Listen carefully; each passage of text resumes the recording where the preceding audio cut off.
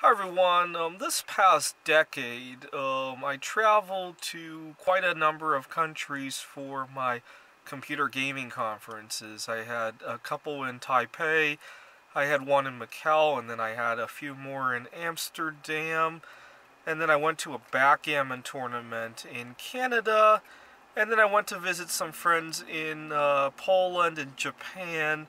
And I just want to say that around the world, it seems like people seem to end relationships a lot more gracefully than they do here in the United States. So I've been living in an apartment for 2 months now, and already I've had two roommates who have been bitter for days on end over breaking up in a relationship.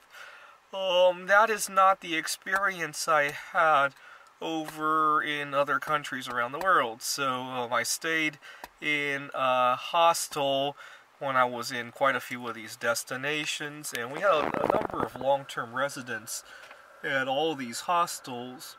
And when we would share stories, the theme would be about lessons they learned from previous relationships, what they can do better next time. Here in America, when we talk about exes,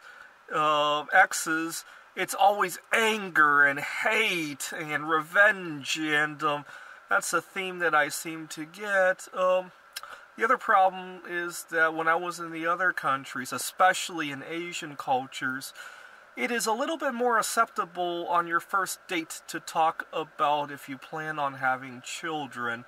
That's a big sore point for me here in the United States, because I often don't find out this key point until late in the relationship, and it feels like I waste a lot of time. Don't get me wrong, I still enjoy the relationship while it's still there, but it feels like I could manage my social life a little bit better if stuff like that were known early on. It just adds another dimension of risk involved in the relationship. There's always a lot of risk in relationships, but I feel we could reduce it by just this one.